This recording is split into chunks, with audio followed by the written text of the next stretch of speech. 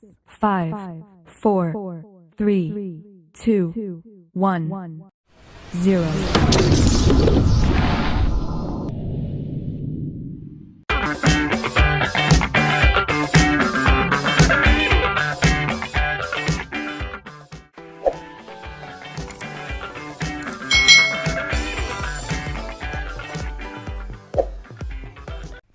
Hai, selamat datang di channel YouTube Kak Citra. Apa kabar adik-adik semuanya? Kak Citra berharap kalian dalam keadaan yang baik, sehat, dan siap untuk belajar ya. Hari ini kita akan belajar bersama-sama untuk mata pelajaran tematik kelas 5. Kita belajar di tema 3, makanan sehat, subtema 2, pentingnya makanan sehat bagi tubuh, pembelajaran yang kedua. Mari adik-adik yang hebat, kita belajar dengan penuh semangat. Adik-adik yang hebat, Udin, Siti, dan Lani sedang berbincang-bincang di depan kelas. Mereka baru saja selesai beraktivitas di luar kelas. Sinar matahari pada siang itu sangat terik dan menyengat. Mereka terlihat lelah dan kehausan. Simaklah percakapan Udin, Siti, dan Lani. Wah, aku sangat lelah. Udara pagi ini juga sangat panas. Aku haus sekali, kata Lani. Benar sekali Lani, bagaimana jika kita beli minum limun dingin yang dijual di depan sekolah kita? Aku baru lihat bapak-bapak yang menjual limun tadi, kata Udin. Hati-hati Udin, jangan jajan sembarangan. Dengan cuaca yang tidak menentu seperti sekarang ini, makanan mudah sekali tercemar dengan bakteri-bakteri jahat, kata Siti memberi penjelasan kepada teman-temannya. Kenapa hal tersebut bisa terjadi ya? Tanya Lani. Benar juga kamu Siti, kemarin tetanggaku dirawat di rumah sakit karena terserang diare berat. Ia bilang perutnya itu melilit tidak lama setelah ia memakan jajanan di pinggir jalan, kata Udin. Nah adik-adik yang hebat, diskusikan nih dengan teman sebangku kalian bagaimana diare ini bisa terjadi dan apa yang menyebabkan diare. Nah adik-adik yang hebat, diare itu terjadi ketika makanan dan cairan yang dimakan itu berlalu terlalu cepat atau terlalu besar jumlahnya pada saluran pencernaan, yaitu khususnya di usus kita. Nah ketika cairan dari makanan yang kamu makan itu tidak diserap, maka hasilnya adalah kotoran atau feses kita itu akan menjadi cair dan encer.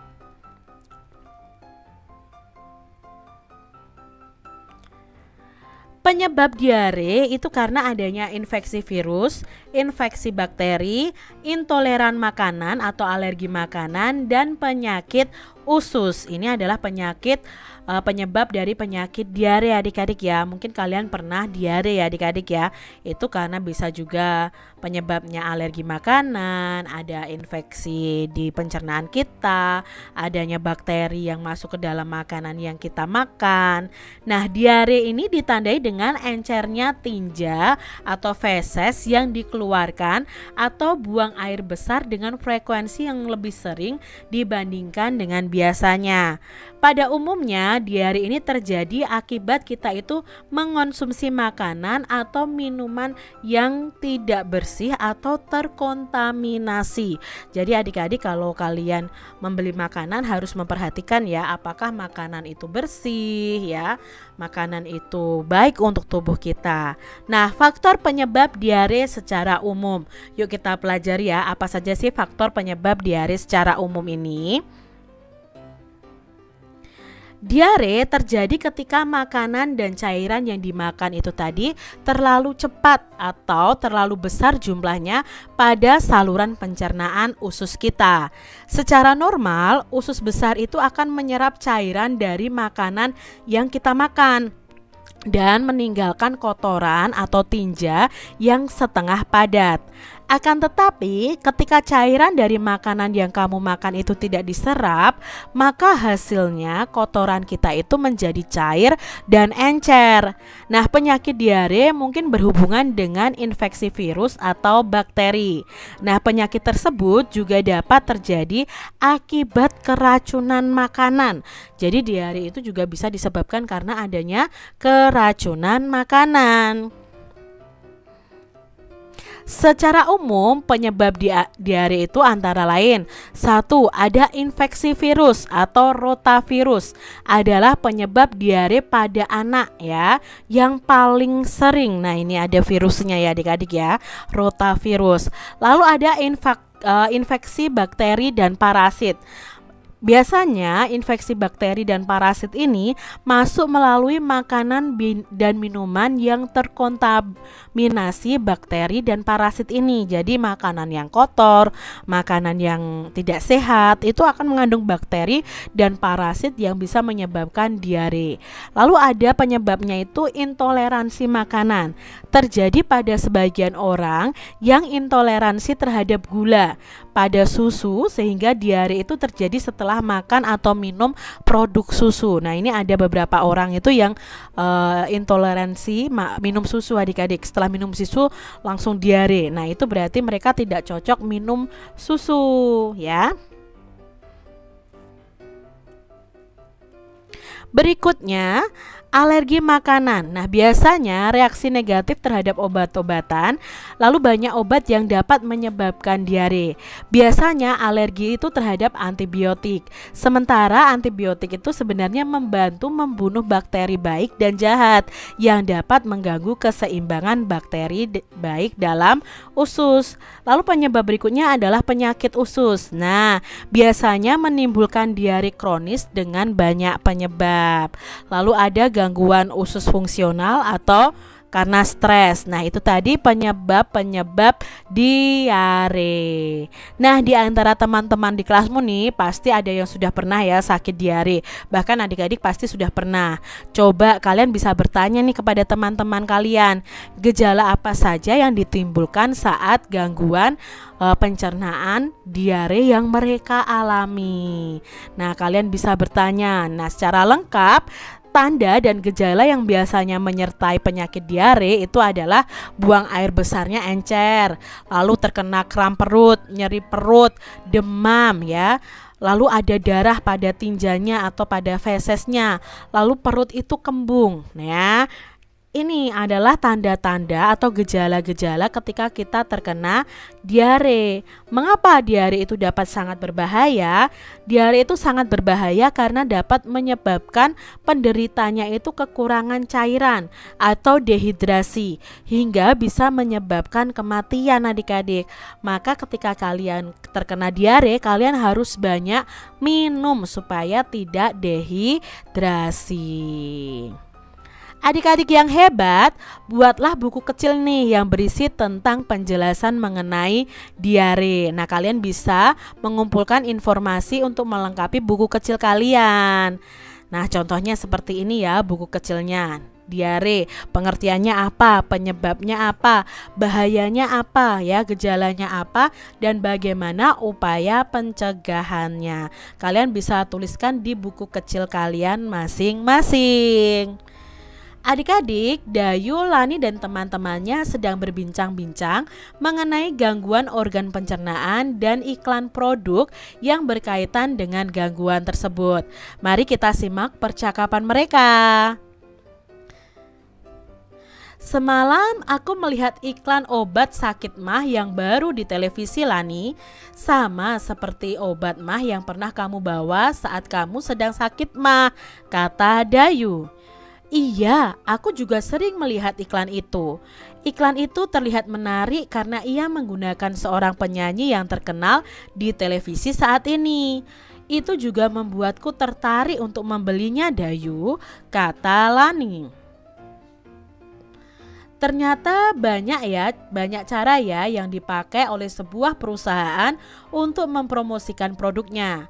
Aku pernah melihat sebuah iklan obat demam anak-anak yang menggunakan badut.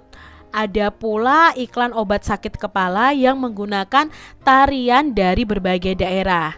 Ada tarian tradisional dari Jawa Barat, Jawa Tengah, dan Sumatera, kata Benny. Ya, kamu betul, Ben. Kreativitas yang tinggi memang sangat dibutuhkan saat sebuah perusahaan ingin memasarkan produk dengan menggunakan media elektronik. Hal ini agar penontonnya tertarik dan mau mencoba produk tersebut, kata Lani.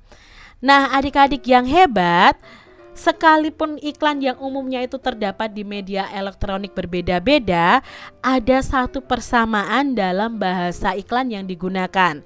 Setiap bahasa iklan tersebut itu ternyata memiliki ciri-ciri yang sama. Apakah ciri-ciri yang dimiliki oleh bahasa iklan tersebut? Yuk kita cari tahu bersama-sama.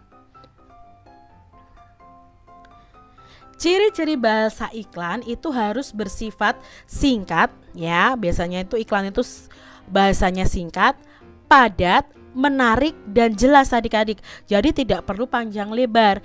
Ini ciri-ciri bahasa iklan: singkat, padat, menarik, dan harus jelas. Pilih kata yang digunakan itu menarik, tepat, logis, dan sopan ya adik-adik saat kalian membuat iklan, baik iklan media cetak maupun iklan media elektronik. Pilihan kata yang digunakan itu memiliki sugesti bagi khalayak umum.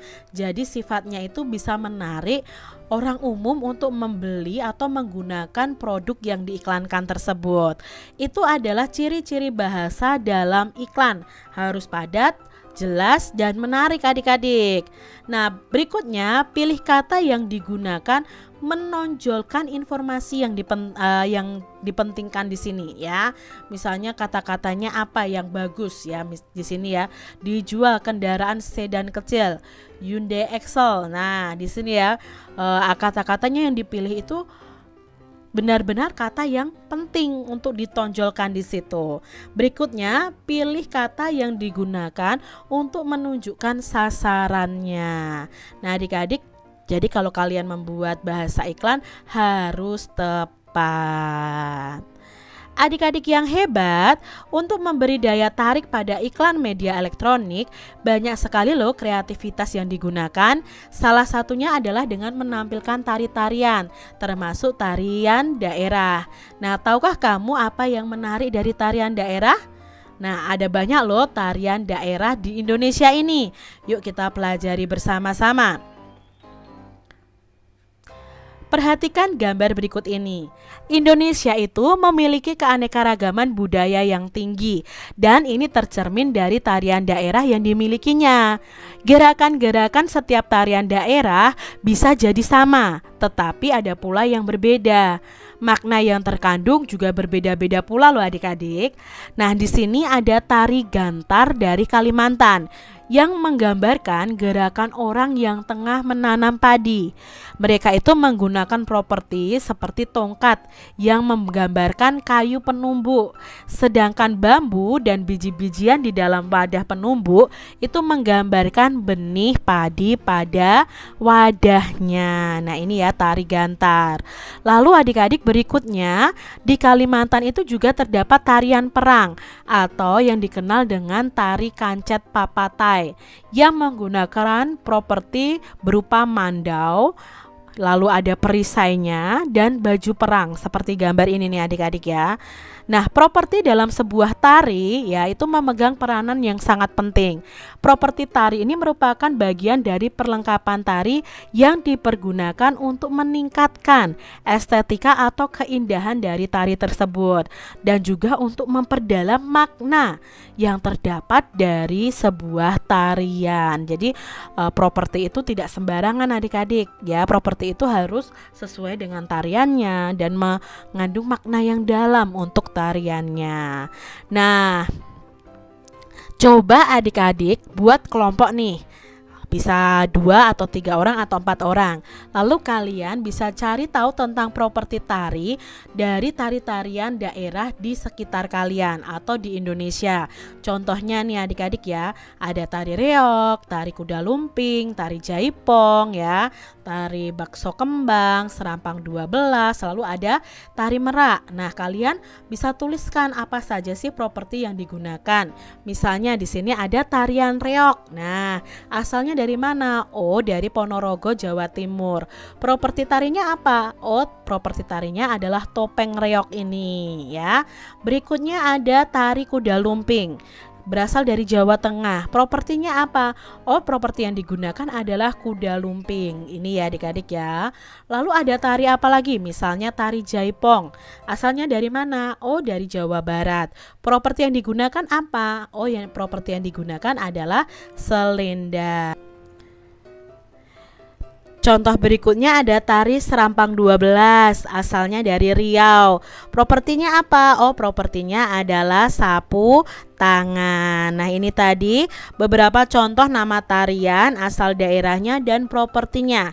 Adik-adik bisa mencari tahu nama tarian daerah lainnya dan properti tari yang digunakan. Demikian tadi adik-adik pembahasan kita di tematik kelas 5, tema 3, subtema 2, pembelajaran yang kedua. Semoga video pembelajaran ini bermanfaat untuk adik-adik semuanya. Dan sampai jumpa lagi di video pembelajaran Kak Citra selanjutnya. Tuhan memberkati. Jangan lupa tekan tombol subscribe, lalu tekan loncengnya, tekan juga tombol like, lalu share ke media sosial kalian. Jangan lupa untuk ikuti media sosial Kak Citra. Terima kasih.